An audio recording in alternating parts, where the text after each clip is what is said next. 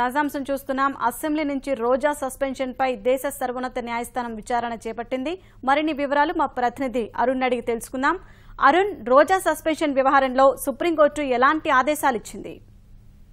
షహీన్, కొద్దిసేపటి క్రితం రోజాకు సంబంధించినటువంటి వ్యవహారం, రోజా అసెంబ్లీ నుంచి సస్పెన్షన్ చేస్తూ ఉత్తర్వులు ఇచ్చినటువంటి వ్యవహారంపై జస్టిస్ అమితవ్ రాయ్ ధర్మాసనం ఇవాళ విచారణ చేపట్టింది. దీంట్లో ప్రధానంగా ఈ కేసు ఇప్పటికీ రాష్ట్ర హైకోర్టులో, హైదరాబాద్ హైకోర్టులో పెండింగ్ లో ఉన్నందున అక్కడే తేల్చుకోవాలని మాత్రం ఒక స్పష్టమైనటువంటి ఆదేశాలు జారీ చేయడం జరిగింది. దానికి ముందు రోజా సుప్రీంకోర్టుకు తను ఇప్పటికే స్పీకర్ కు క్షమాపణ చెప్పానని, క్షమాపణ లేఖ కూడా పంపానని కూడా స్పష్టం చేసిన సందర్భంలో రాష్ట్ర ప్రభుత్వ న్యాయవాదులు జోక్యం చేసుకుని తమకు ఎటువంటి అందలేదని, రోజా ఇప్పటి వరకు క్షమాపణ చెప్పలేదని కూడా ధర్మాసనం దృష్టికి తీసుకురావడం జరిగింది. దీన్ని పరిగణలోకి తీసుకున్నటువంటి ధర్మాసనం ఇప్పుడు రోజా మీ యొక్క క్షమాపణను, అంటే అపాలజీ లేఖను మీరు ఇప్పుడు ఇవ్వగలుగుతారా అని చెప్పి రోజాకు సంబంధించిన న్యాయవాదులను కోరగా వెంటనే జస్టిస్ అమితవ్ ధర్మాసనం ముందే రోజాకు సంబంధించినటువంటి న్యాయవాదులు రాష్ట్ర ప్రభుత్వ న్యాయవాదికి అపాలజీ లేఖను అందించడం జరిగింది. ఆ లేఖను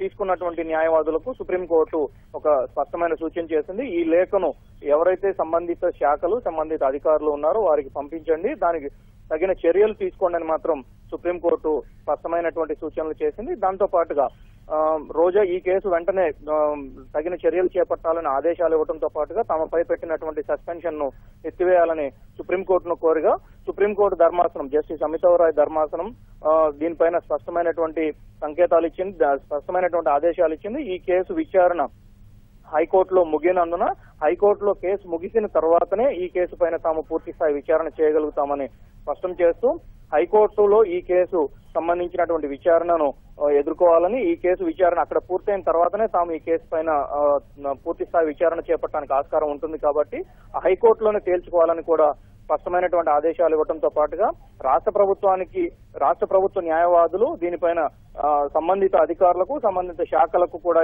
ఈ రోజా ఇచ్చినటువంటి అపాలజీ లేఖను పంపించడంతో పాటుగా తగిన చర్యలు తీసుకునే విధంగా, తగిన దానికి సంబంధించినటువంటి అంశాలన్నింటినీ కూడా పరిశీలించే విధంగా చూడాలని కూడా స్పష్టం చేస్తూ ఈ రోజు ఉత్తర్వులు వెల్లడించడం జరిగింది.